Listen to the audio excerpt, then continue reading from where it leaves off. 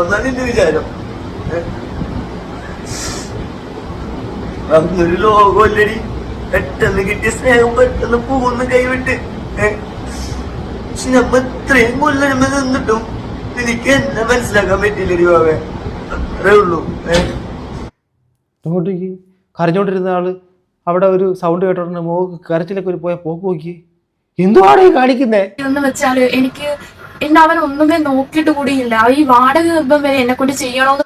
എടാ നീ എന്താടാ, എനിക്ക് ചായ വാങ്ങിച്ചു തരുവോടാ, എവിടെയൊക്കെ മുഴങ്ങി. ഹലോ ഗൈസ്, വെൽക്കം, വണക്കം. എന്താണെന്നുള്ള കാര്യം ഡയറക്റ്റായിട്ട് ഇതിനകത്തോട്ട് കിടക്കാം. നിങ്ങൾക്ക് ഈ ആൾക്കാരെ കണ്ടിട്ടുള്ള പരിചയം ഉണ്ടോന്നോ? എന്തായാലും നിങ്ങൾ കണ്ടിട്ടുണ്ടായിരിക്കും, ഉറപ്പാണ്. ഈ ഒരു ക്രിഞ്ച് ഡയലോഗ് എന്താണ്ടി എനിക്ക് പാലേജ് വാങ്ങി തരുവാ. നിങ്ങളുടെ ഇപ്പൊ ഈ കണ്ടില്ലേ ഈ ഒരു ഡയലോഗ് പറഞ്ഞിട്ടുള്ള. അപ്പം ഞാൻ അങ്ങനെ വ്യക്തിപരമായിട്ടും ഒന്നും ആക്ഷേപിക്കാൻ തയ്യാറൊന്നുമല്ല. ഒരു കുട്ടി എന്താണ് ഹാൻഡ്സ് വെച്ചുകൊണ്ട് നടക്കുന്നു, കൂട് വെച്ചുകൊണ്ട് നടക്കുന്നു എന്നൊക്കെ പറഞ്ഞിട്ടൊരു സംഭവം, ഒരു കലിപ്പൻ്റെ കാന്താരി എന്നുള്ളൊരു സെറ്റപ്പിൽ. അപ്പം അവരുടെ ഒരു ബ്രേക്കപ്പ് സംഭവം നടക്കുന്നു. പുള്ളിക്കാരത്തി വേറൊരാളുടെ കൂടെ ജീവിക്കാൻ വേണ്ടിയിട്ട് തീരുമാനിച്ച് പോയി എന്നുള്ള കാര്യമൊക്കെ പറഞ്ഞ് രണ്ടുപേരും രണ്ട് സൈഡിൽ കൂടെ രംഗത്ത് വന്നിട്ടുണ്ട്. എന്താണ് ഏതാണെന്നുള്ള കാര്യം ഒന്നൊന്നായിട്ട് നോക്കാം. ആദ്യം ഇതിൻ്റെ ഒരു ചെറിയൊരു ഇൻ്റർവ്യൂവിൻ്റെ പഴയൊരു സംഭവം കാണുമ്പോൾ നിങ്ങൾക്ക് കുറച്ചൊരു ഐഡിയ കിട്ടും. ഫസ്റ്റ് റിലേഷൻഷിപ്പ് ആണോ ഇത്? അല്ല, എനിക്ക് കുറെ ഉണ്ടായിരുന്നു. പുള്ളിക്കാരത്തി ഇന്ന് വേറൊരു റിലേഷൻഷിപ്പിലേക്കൊക്കെ പോയി എന്നാണ് ഇപ്പോൾ അറിയുന്നത്. പക്ഷെ പുള്ളിക്കാരത്തിയോട് ആങ്കർ കുറച്ച് നാളിന് മുമ്പ് ചോദിച്ചു, എനിക്ക് പാലേജ് വാങ്ങി തരുവാ. നിങ്ങളുടെ ഫസ്റ്റ് റിലേഷൻഷിപ്പ് ആണോ ഇത്? അല്ല, എനിക്ക് കുറെ ഉണ്ടായിരുന്നു. ഉള്ള പോലെ പറഞ്ഞായിരിക്കും. എനിക്ക് കുറേ ഉണ്ടായിരുന്നു, റിലേഷൻഷിപ്പ് കുറേ ഉണ്ടായിരുന്നു എന്ന് പറഞ്ഞായിരിക്കും. ഇങ്ങനെ ഫേസ്ബുക്ക് എടുത്തിട്ട് ഇങ്ങനെ ഒരിക്കൽ ഇങ്ങനെ നോക്കിക്കൊണ്ടിരിക്കുമ്പോൾ എല്ലാ അക്കൗണ്ടിൽ ഇതാണ് നമ്മുടെ കലിപ്പൻ. ഇനി നമുക്ക് കലിപ്പൻ്റെ കരച്ചിൽ നിന്ന് തന്നെ തുടങ്ങാം. കലിപ്പൻ കുറച്ച് മുമ്പ് പിന്നെ യൂട്യൂബിൻ്റെ അകത്ത് ഒരു ഷോർട്സ് ഇട്ടിട്ടുണ്ടായിരുന്നു. ഒരാളുടെ കരച്ചിലും കണ്ണുനീരും നമ്മൾ ആഘോഷിക്കാറില്ല, നിങ്ങൾക്ക് അറിയാമല്ലോ. അതില്ല, പക്ഷേ ഇത് നിങ്ങൾ കണ്ടു നോക്കൂ. വല്ലാത്തൊരു സാഡ് സംഭവമാണ് കേട്ടോ. അന്ന് സംസാരിച്ച് എൻ്റെ അടുത്ത് ഒരു ചാൻസ് തരി അഞ്ചു.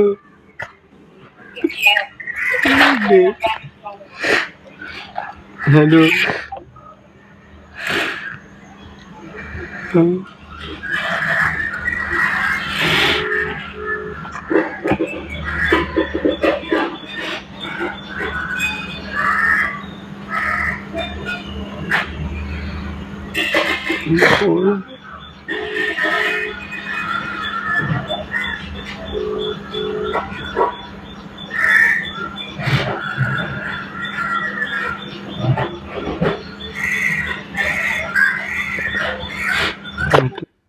പുള്ളിക്കാരൻ കരയുന്നുണ്ട്, ആ പുള്ളിക്കാരത്തെ വിളിച്ച് സംസാരിച്ച് കരയുന്നുണ്ട്, ഇതൊക്കെ നമുക്ക് മനസ്സിലാക്കാൻ വേണ്ടി പറ്റും. പക്ഷെ അത് മറ്റൊരാളെ കൊണ്ട് ഫോൺ തുറന്നു വെച്ച് ക്യാമറ എടുപ്പിച്ചിട്ട് ചാറ്റൊക്കെ എടുക്കുന്ന സാധനത്തിൻ്റെ അകത്തുള്ളൊരു ജെനുവിനിറ്റി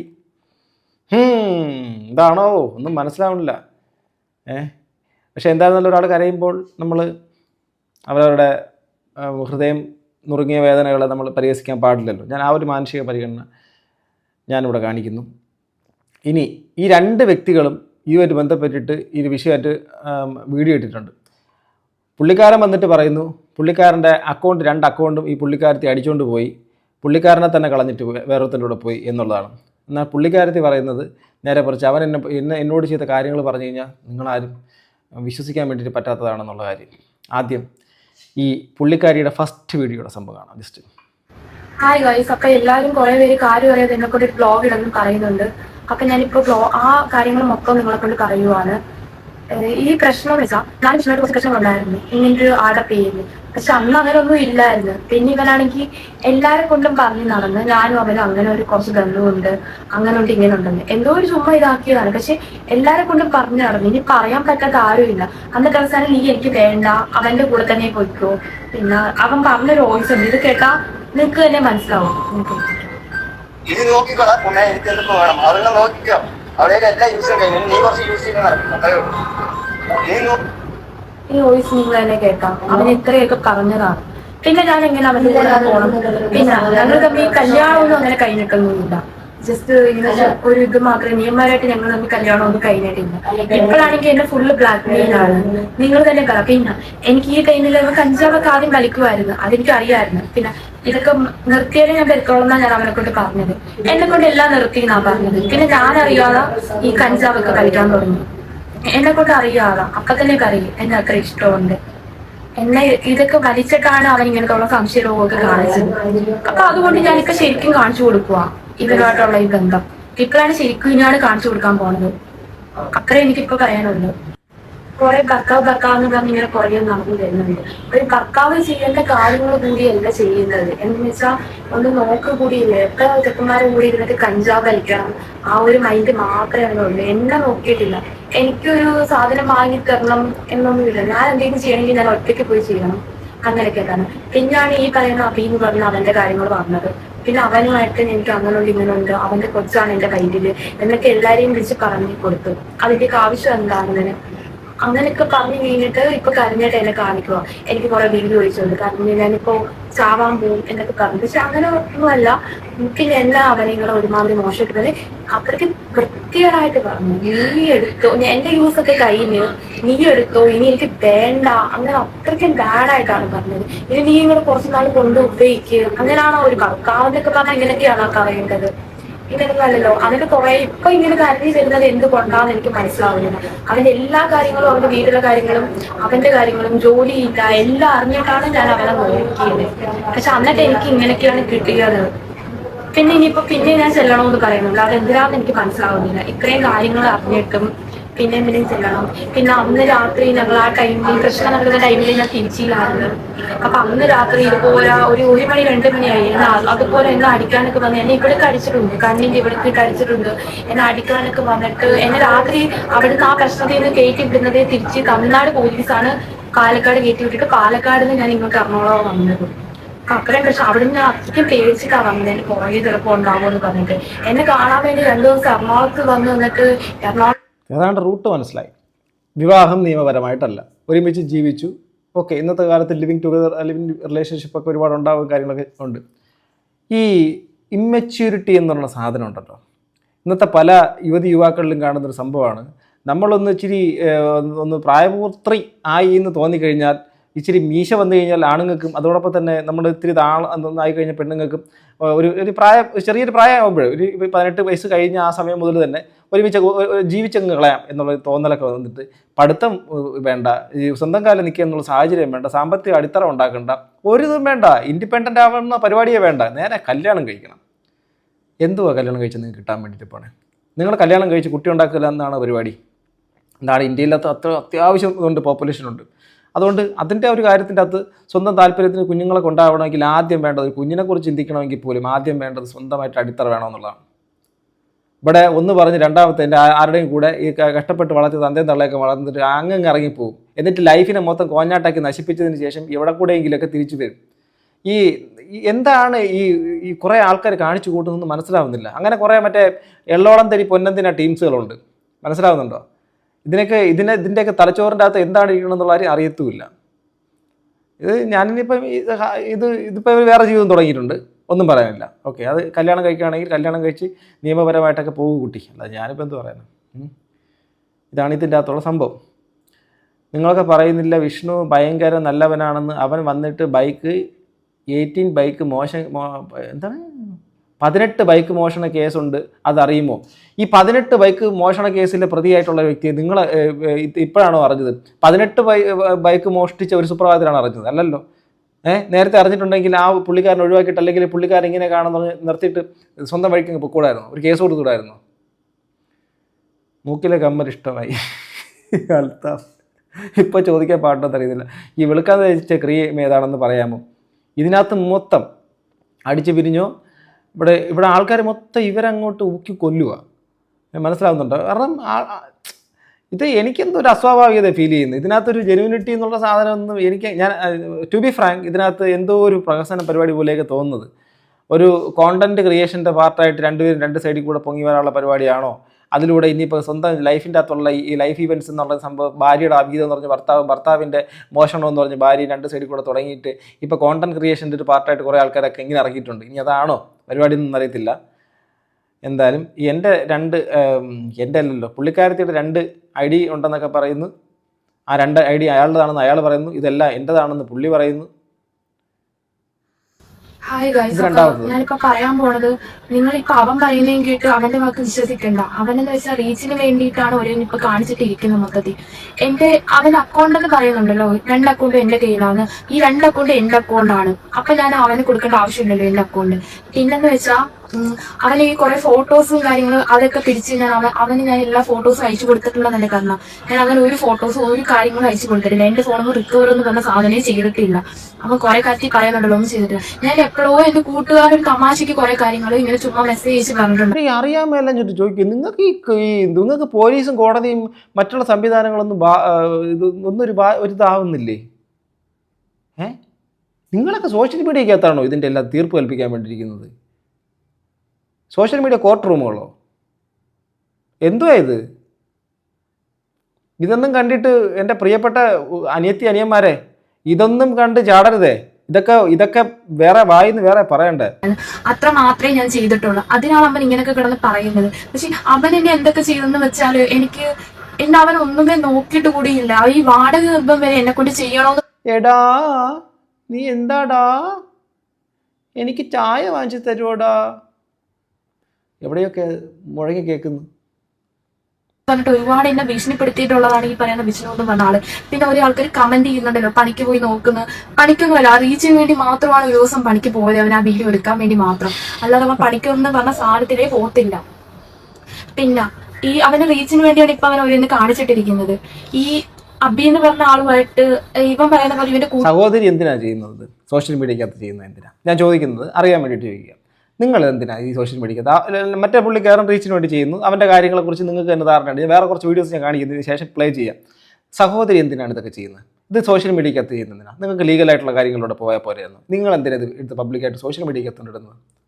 അയാൾ റീച്ചിനാണ് ചെയ്യുന്നതെങ്കിൽ സഹോദരി റീച്ചിന് വേണ്ടി തന്നെയാണ് ചെയ്യുന്നത്. ഞാൻ സഹോദരി എന്നുള്ള പദപ്രയോഗമാണ് ഉപയോഗിച്ചിരിക്കുന്നത്. എനിക്ക് കളിയാക്കാൻ തോന്നുന്നില്ല. ഞാൻ വളരെ സീരിയസ് ആയിട്ടാണ് സംസാരിക്കുന്നത്. എനിക്ക് കളിയാക്കാനൊന്നും നിങ്ങളെ പരിഹസിക്കാൻ തോന്നുന്നില്ല. കാരണം ഇത് അത്രമാത്രം ഇത് സമൂഹത്തിൻ്റെ അകത്ത് കുറേയധികം പിള്ളേർ വളർന്നു വരുന്നതിൻ്റെ ഇടയിൽ കൊണ്ടുവന്ന് ഇടാൻ പോലും പാടില്ലാത്ത സാധനമാണ്. ഇതിപ്പോൾ കുറേ ആയി ആൾക്കാർ എൻ്റെ ഇൻബോക്സിനകത്തോട്ട് അയക്കും, ഇത് കണ്ടില്ല എന്നുണ്ട്. അങ്ങനെയാണ് ഞാൻ ഈ സാധനം ചെയ്തത്. കഴിഞ്ഞ ദിവസം തന്നെ ഇത് ഞാൻ സ്ക്രോൾ ചെയ്ത് പോയപ്പോൾ കണ്ടു. ഞാൻ വിചാരിച്ചു ഇത് അടുത്ത ദിവസം തന്നെ പൊങ്ങി വരും. അത് അതുപോലെ പൊങ്ങി വന്നിട്ടുണ്ട്. ഇതിനകത്ത് മെറ്റ കണ്ടുപിടിച്ചിരിക്കുന്നുണ്ടോ, Vishnu and Abhi relationship drama എന്ന് കണ്ടോ? ഏടാ അങ്ങോട്ടേക്ക് മനസ്സിലായല്ലോ? രണ്ടുപേരും കണ്ടിട്ട് മനസ്സിലായല്ലോ. വിഷ്ണു അബി, കലിപ്പനും കാന്താരി അടിച്ചു പിരിഞ്ഞു. ആൾക്കാർ ഓരോരോ വീഡിയോ ഇടുന്നതാ. ഇല്ല നിങ്ങൾ പ്രണയം അത് ഏത് സമയത്തും നമുക്ക് ഉണ്ടാവും. ഞാനത് ഗ്ലോറിഫൈയും ചെയ്യുന്നില്ല. പ്രണയമല്ലേ, നമുക്ക് ആ സമയത്തൊക്കെ ക്രഷാണ്. അപ്പം 25 വയസ്സെന്ന് പറയുമ്പോൾ ഞാൻ വിശ്വസിച്ചില്ല കേട്ടോ. ഞാനത് ഒരു 10-22 വയസ്സ്. അഞ്ജുവിന് അത്രയാണ്. അഞ്ജുവിന് ഇപ്പൊ 19 വയസ്സേ ഉള്ളൂ. പ്രായമൊക്കെ മനസ്സിലായല്ലോ ഏത് പ്രായത്തിലൊക്കെ ഇറങ്ങി പോയെന്ന്. എന്റെ അമ്മ, ഇത് തൊട്ട ഇതൊക്കെ തന്നെയാണല്ലോ. ഇത് എന്താ ഇങ്ങനെ? നമ്മൾ ആവശ്യമുള്ളത് നോക്കും, വേണ്ടാത്തതെല്ലാം കൊണ്ട് കാണിച്ചും തരും. അപ്പോൾ നിങ്ങൾ ഇതാണ് ഇതിനകത്ത് മെറ്റ വരെ ഇതിനകത്ത് ഇത് ഏട്ടാ ഈ സാധനമൊക്കെ കൊണ്ടുവച്ചേക്കുവാണ്. ഇനി ബാക്കി എന്താ? ഇനി തീർന്നില്ല. ഓക്കെ, അപ്പം നിങ്ങൾക്ക് ഏതാണ്ട് കാര്യങ്ങളൊക്കെ മനസ്സിലായില്ലേ? ഞാനായിട്ടൊന്നും ചെയ്തിട്ടില്ല, എന്നെ കൊണ്ട് പുള്ളിക്കാരൻ ചെയ്യിപ്പിച്ചെന്നാണ് പുള്ളിക്കാരത്തി പറയുന്നത്. എനിവേ, ഒരാളുടെ വേദനിക്കുന്നൊരു സാഹചര്യത്തിന് ഞാൻ എൻ്റെ സ്വഭാവത്തിൽ ഞാനങ്ങനെ കളിയാക്കുന്ന സ്വഭാവം എനിക്കില്ല. അതുകൊണ്ട് ഞാനങ്ങനെ കളിയാക്കുന്നില്ല. ഇനി ഇയാൾ പറയുന്നൊന്നും കൂടെ കേൾക്കാം. ഇയാളുടെ ചാനലിൻ്റെ അകത്ത് ഒരു സാധനം വന്നിട്ടുണ്ട്, പേജിൻ്റെ അകത്ത്.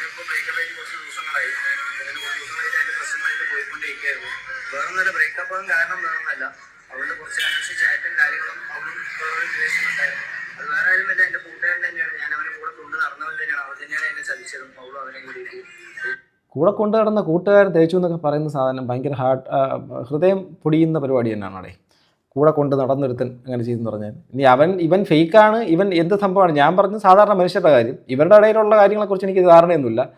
ഓക്കെ, സാധാരണ ആയിട്ടുള്ള ഒരു കാര്യം ഞാൻ പറഞ്ഞതാണ്. ലൈക്ക് ചെയ്യണം.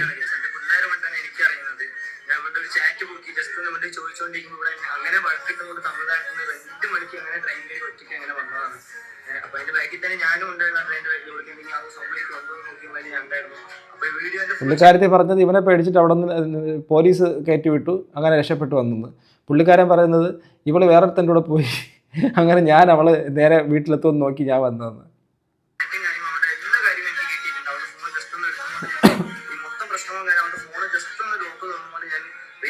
ഉണ്ടായിരുന്നു. അപ്പൊ അതിന്റെ കാര്യങ്ങളൊക്കെ നമുക്ക് മനസ്സിലായി, എല്ലാം അറിഞ്ഞു. ഇവിടെ അനാവശ്യ വീഡിയോകളും കുറച്ച് കാര്യങ്ങളൊക്കെ അവർക്ക് അയച്ചു കൊടുത്തിട്ടുണ്ട്. എല്ലാ കാര്യങ്ങളും തെളിവായിട്ട് ഇതിന്റെ ബാക്കിൽ തന്നെ ഓരോരോ വീഡിയോ ആയിട്ട് വരുന്നതായിരിക്കും. ഈ വീഡിയോ പറ്റുന്നവരെ എല്ലാവരും ഷെയർ ചെയ്യണം. വേറൊന്നുമല്ല, എൻ്റെ കയ്യിൽ അത്ര ഫോളോവേഴ്സും കാര്യങ്ങളൊന്നുമില്ല. ആ അക്കൗണ്ടിലാണ് എല്ലാ അക്കൗണ്ട് 2 അക്കൗണ്ട് പാസ്വേഡ് എല്ലാ കാര്യങ്ങളും അവരുടേതാണ്. പുള്ളിക്കാരത്തി പറഞ്ഞ പുള്ളിക്കാരത്തിയുടെ അക്കൗണ്ടാണ്.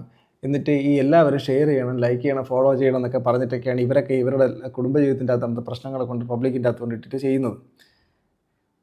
നടക്കട്ടെ, ഒന്നും പറയാനില്ല. നമ്മൾ കുറേ കണ്ടിട്ടുള്ളതാണ്. അടുത്ത രണ്ടാമത്തത് ഇനിയുണ്ട്. ഹായ് ഗൈസ്, അപ്പോൾ ഇന്ന് രണ്ടാമത്തെ വീഡിയോ വേറെ ഒന്നല്ല പറയാൻ പോകുന്നത്. അവളുടെ ഞാൻ അനാവശ്യ വാക്കുകൾ കുറേ വിളിച്ചെന്ന് അവളൊരു വീഡിയോ പറയുന്നത്. അത് വിളിക്കാൻ കാരണം എന്താണെന്ന് വെച്ചാൽ അവർ ജസ്റ്റ് നമ്മുടെ ചാറ്റ് ലിസ്റ്റ് ഫോട്ടോ സ്ക്രീൻഷോട്ടിനായി വീഡിയോ ആഡ് ചെയ്യുന്നുണ്ട്. അത് ജസ്റ്റ് ഒന്ന് കണ്ടു നമുക്ക് കണ്ടു നോക്കാം. ഇനി എല്ലാവരും അറിഞ്ഞോളും, ഡീപ്പൊന്നും ആവണ്ട. അതിന് വിഷ്ണു മിണ്ടുന്നുണ്ടോ എന്നിട്ടൊരു വോയിസ്. എന്തുവാടേ? തഞ്ചാവൂർ ബന്ധം ഉണ്ടായിരുന്നു, പിന്നെ ഇവിടെ വന്നിട്ട് അങ്ങനെ ഒരു ബന്ധം ഉണ്ടായിരുന്നു. എനിക്ക് കൊച്ചുണ്ടാവുമോ എന്ന് കൂടി അറിയില്ല ഡാ. നന്നായി. തഞ്ചാവൂർ ബന്ധം ഉണ്ടായിരുന്നു, പിന്നെ ഇവിടെ വന്നിട്ട് അങ്ങനെ ഒരു ബന്ധം ഉണ്ടായിരുന്നു. എനിക്ക് കൊച്ചുണ്ടാവുമോ എന്ന് കൂടി അറിയില്ല. എനിക്കൊന്നും മനസ്സിലാവുന്നില്ല. മനസ്സിലാകുന്നൊരു കമൻറ്റ് ചെയ്യും. നമ്മൾ ഇത്രത്തോളം ഒന്നും ഇങ്ങനെ നമുക്ക് മനസ്സിലാവുന്നില്ല കേട്ടോ. ഇനി കമൻറ്റ് ബോക്സാണ് രസം. ഈ സമയത്ത് ചോദിക്കാൻ പാടുണ്ടോയെന്നറിയില്ല. ഇവിടെ ഗ്യാസ് കിട്ടുന്നുണ്ടോ? വാഴ 2 കണ്ടിട്ടുള്ളവരുണ്ടോ? BPLക്കാർക്ക് മണ്ണെണ്ണ വന്നിട്ടുണ്ട്. എന്താണ് സ്ക്രീൻഷോട്ട് കണ്ടിട്ട് ഒന്നും മനസ്സിലായി. പിന്നെ വീഡിയോയിൽ എന്ത് തേങ്ങയാണ് പറയുന്നതെന്നും പിടികിട്ടില്ല. സത്യമായിട്ടുള്ള കാര്യം. പാട്ട് നെവർ ട്രസ്റ്റ് എനിവൺ ബ്രോ. പെണ്ണുങ്ങളെല്ലാം കണക്കാണ്. അതിൻ്റെ ഇടയിൽ കൂടെ വേറെ കുറച്ച് ആൾക്കാർ എന്തിനാടേ ഇവരുടെയൊക്കെ കാര്യങ്ങൾ പറഞ്ഞിട്ട് എല്ലാ പെണ്ണുങ്ങളും അങ്ങനെയാണ്. സോ ലൈഫിൻ്റെ അകത്ത് നമുക്ക് ചിലപ്പോൾ പെണ്ണുങ്ങളുടെയും തേപ്പിട്ടുണ്ടാകുക, പെണ്ണുങ്ങൾക്ക് ആണുങ്ങളുടെയും തേപ്പിട്ടുണ്ടാകുക. എല്ലാ പെണ്ണുങ്ങളെല്ലാം അല്ലെങ്കിൽ ആണുങ്ങളെല്ലാം എന്ന് പറയുന്ന സാധനം ശരിക്കും പറഞ്ഞാൽ അത് പക്ക നമ്മുടെ സമൂഹത്തിൽ തുടച്ചു മാറ്റപ്പെടേണ്ട ഒരു കാര്യമാണ്. ആണുങ്ങളെല്ലാം അങ്ങനെയാണ്, പെണ്ണുങ്ങളെല്ലാം അങ്ങനെയാണ്. എന്തിനാ ജനറൽ സ്റ്റേറ്റ്മെൻറ്റ്? അവനവൻ്റെ ജീവിതത്തിൻ്റെ അകത്തുണ്ടെങ്കിൽ അങ്ങനെ ചിലരുണ്ടെന്ന് പറയുക. നിനക്ക് വേറെ നല്ലോണം കിട്ടും മച്ചാന്ന് പറയുന്നു.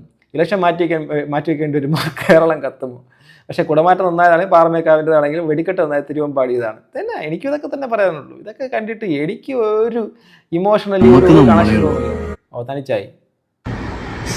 പെട്ടെന്ന് കിട്ടിയ വലിയ ആരൊക്കെയോ നിന്റെ വലിയൊരു ലോകം എന്നാണ് നിന്റെ വിചാരം. അന്നൊരു ലോകമല്ലടി. പെട്ടെന്ന് കിട്ടിയ സ്നേഹം പെട്ടെന്ന് പോകുന്ന കൈവിട്ട്. പക്ഷെ നമ്മ ഇത്രയും കൊല്ലം നിന്നിട്ടും എനിക്ക് എന്നെ മനസ്സിലാക്കാൻ പറ്റില്ലടി ബാവേ. അത്രേ ഉള്ളൂ.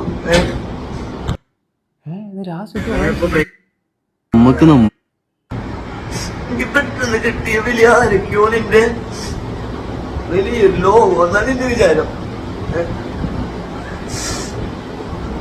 അന്നൊരു ലോകമല്ലടി. പെട്ടെന്ന് കിട്ടിയ സ്നേഹം പെട്ടെന്ന് പോകുന്ന കൈവിട്ട്. പക്ഷെ നമ്മ ഇത്രയും കൊല്ലം നിന്നിട്ടും എനിക്ക് എന്നെ മനസ്സിലാക്കാൻ പറ്റില്ലടി ബാവേ. അത്രേ ഉള്ളൂ. അങ്ങോട്ടേക്ക് കരഞ്ഞോണ്ടിരുന്ന ആള് അവിടെ ഒരു സൗണ്ട് കേട്ടോണ്ട് കരച്ചിലൊക്കെ ഒരു പോയ പോക്ക് നോക്കി. എന്തുവാണ് ഈ കാണിക്കുന്നേ? അത് ഓഫ് ചെയ്ത് പോയി, കരച്ചിലൊക്കെ പോയി. എന്നെ പറഞ്ഞാൽ മതിയല്ലോ. ഈ അയച്ചു തന്നവരത്തേക്ക് പറയാനുള്ളത് നീ ഇത് മാതിരിയുള്ള സാധനം അടിക്കും വേറെ അയച്ചു തരും. കഴിഞ്ഞില്ല, ഇനിയുണ്ട്. എന്തുകൊണ്ട് ഇവിടെ മുടിയുള്ള ചേട്ടന്മാരാണ് ഇഷ്ടം. അപ്പൊ എത്ര വയസ്സുണ്ടായിരുന്നു? അപ്പൊ എനിക്ക് 12 വയസ്സുണ്ടായിരുന്നു. 12 വയസ്സിൽ തുടങ്ങിയ പരിപാടി അല്ല ഈ പ്രണയം. ഫേസ്ബുക്ക് ഉണ്ടായിരുന്നു, അതിലേക്ക് മെസ്സേജ് അമ്മയുടെ അക്കൗണ്ടിൽ നിന്ന് അതിലേക്ക് മെസ്സേജ് ഫോട്ടോയൊക്കെ കണ്ടപ്പോ ഭയങ്കരമായിട്ട് ഇഷ്ടപ്പെട്ട് ഒരു ക്രഷ് തോന്നി. അങ്ങനെ മെസ്സേജ്. 12ാമത്തെ വയസ്സിൽ ക്രഷ് അടിച്ചു വിഷ്ണുവിനോട്. ശരിക്കും അന്ന് ക്രഷ് അടിക്കാൻ അപ്പൊ വിഷ്ണുവിന്റെ എനിക്ക് അറിയില്ല കേട്ടോ. ഞാൻ ആ സമയത്ത് വിഷ്ണുവിനെ കണ്ടിട്ടുള്ള വിഷ്ണുവിനെ മാത്രമേ കണ്ടിട്ടുള്ളൂ. ആ സമയത്ത് എങ്ങനത്തെ ലുക്ക്? ആ സമയത്ത് മുടിയൊക്കെ ഉണ്ടായിരുന്നു, മുഖത്തൊക്കെ സ്റ്റെഡൊക്കെ അടിച്ചിട്ടുണ്ടായിരുന്നു. മൂക്കൂത്തിയിട്ടുണ്ടായിരുന്നു, എല്ലാവരും സ്റ്റെഡൊക്കെ അടിച്ചിട്ടുണ്ടായിരുന്നു. അങ്ങനെ എല്ലാം പോയി. ഇപ്പൊ എല്ലാം ഊരി. അതും പോലെ തന്നെ കാരണം എല്ലാം ഊരിക്കോ വന്ന് പെണ്ണുങ്ങളൊക്കെ നോക്കുന്നുണ്ട്. അതെന്താ കാരണം? ആ പ്രായത്തില് ഇഷ്ടപ്പെട്ടത് അതൊക്കെ കണ്ടിട്ടല്ലേ? അതൊക്കെ കണ്ടിട്ടാണ്. പിന്നെ ആൾക്കാര് കഞ്ചാവ് അങ്ങനെയൊക്കെ പറയുന്നതുകൊണ്ട് ഞാൻ വേണ്ടാന്ന് പറഞ്ഞു. അല്ലെങ്കിലും എന്റെ വീട്ടുകാരൊക്കെ പറയും. വീഡിയോ ഇട്ടപ്പോ തന്നെ ഇങ്ങനെ പറയാൻ തുടങ്ങി. അപ്പൊ ഇതുകൂടെ കണ്ട പിന്നെ പറയണ്ട.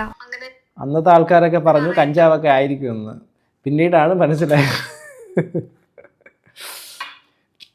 ഓരോ ജീവിതവും ഞാനിത് കാണുന്നത് കോമഡി ആയിട്ടൊന്നുമല്ല, പക്ഷേ ഈ സാധനത്തിൻ്റെ അകത്തൊരു എത്രത്തോളം ജെന്യൂനിറ്റി ഉണ്ടെന്നുള്ള കാര്യത്തിനെ കുറിച്ച് എനിക്ക് ഒരു ധാരണയില്ല.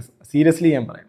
കാരണം ഇന്ന് പല ആൾക്കാരും സോഷ്യൽ മീഡിയക്കകത്ത് എൻ്റർ ആവാൻ വേണ്ടിയിട്ട് അവർക്ക് കൂടുതൽ സസ്റ്റെയിൻ ചെയ്ത് അവർക്ക് പെട്ടെന്ന് ഇങ്ങനെ നിൽക്കുന്നവർക്ക് പെട്ടെന്നൊരു ഇതിലേക്ക് എത്താൻ വേണ്ടിയിട്ട് എല്ലാവരും തേടുന്ന കുറുക്ക് വഴികളാണ് അവിഹിതം, പിന്നെ ഡിവോഴ്സ്, ഭാര്യയെ തലയിൽ ഭർത്താവിന് തലയിൽ. ചില ആൾക്കാരൊക്കെ ആണെങ്കിൽ എവിടെയെങ്കിലുമൊക്കെ ഭാര്യയെ കൊണ്ട് ഒരു പബ്ലിക്കായിട്ടുള്ള സ്പേസിൽ കൊണ്ടിരുത്തിയിട്ട് ഭാര്യ എന്നുള്ള ഒരു പദവി അലങ്കരിക്കുന്ന ഒരു സ്ത്രീയെ പബ്ലിക്കായിട്ട് വാക്കകത്ത് ഇങ്ങനെ ഉരുളി വെട്ടി വിഴുങ്ങി കയറ്റിക്കൊണ്ടിരുന്നിട്ട് അവളെ പച്ചയ്ക്ക് അപമാനിക്കുന്ന രീതിയിൽ വർത്തമാനം പറഞ്ഞിട്ട് സമൂഹത്തിൻ്റെ അകത്ത് ഞാൻ വലിയ സംഭവമാണ് എന്ന് പറയുന്ന കുറേ മഹാത്മാക്കൾ നമ്മുടെ സമൂഹത്തിൻ്റെ അകത്തുണ്ട്. ഭാര്യ എന്ന് വെച്ചാൽ ഇവർക്ക് എന്താണെന്നറിയാം, പൊളിറ്റിക്സിനെ കുറിച്ച് അറിയാം, ഇവർക്ക് ഒരു തേങ്ങ അറിയത്തില്ല എന്നുള്ള രീതിയിലൊക്കെ പറഞ്ഞ് അപമാനിക്കുന്ന കുറേയധികം മഹാപുങ്കവന്മാരൊക്കെ നമ്മുടെ കാലഘട്ടത്തിൽ ജീവിക്കുന്നു. അവരുടെ കാലഘട്ടത്തിൽ ജീവിക്കാൻ കഴിഞ്ഞതിൽ ഞാൻ വളരെ വളരെ സന്തുഷ്ടനാണ്. സോ അതുകൊണ്ട് ഇതൊക്കെ കണ്ട വേറെ അത്ഭുതങ്ങളൊന്നും തോന്നാറൊന്നുമില്ല. സോ ഗൈസ്, നിങ്ങളുടെ ജീവിതം മുന്നോട്ട് കൊണ്ടുപോകണമെങ്കിൽ ആദ്യം സ്വന്തം കാര്യം നിൽക്കാൻ വേണ്ടിയിരിക്കണം, പറ്റണം. ഇതിനോടൊന്നും എനിക്കൊന്നും പറഞ്ഞിട്ട് കാര്യമൊന്നുമില്ല. എന്താ നിങ്ങൾക്ക് തോന്നുന്നത്? നിങ്ങളുടെ താഴെ കമൻറ്റ് ബോക്സിൽ കമൻറ്റ് ചെയ്യൂ. അമ്മയെയും വിഷ്ണുവും അടിച്ച് പിരിഞ്ഞു. ഇനി എന്താണ് ഗൈസ്? ഇനി എന്ത് സംഭവിക്കും കേരളത്തിന്? കേരളത്തിൻ്റെ ഭാവി എന്തായിരിക്കും ഇനി? അടുത്ത് എന്താണ് ഇനി എന്തൊക്കെയാണ് സംഭവിക്കാൻ പോകുന്നത്? ഇറാനും അമേരിക്കയും വല്ല ഇതറിഞ്ഞാൽ എന്തായിരിക്കും പിന്നെ സംഭവിക്കുന്നത്? ലോകത്തിനെ അടുത്ത 3ാം വേൾഡ് വാർ വരെ ഇതിന് കാരണമായേക്കാം. സോറി ഈ സമയം കൊന്നതിന്. നിങ്ങളുടെ അഭിപ്രായം കമൻറ്റ് ബോക്സിൽ ഇപ്പോൾ അടുത്ത വീഡിയോ ഉണ്ട്.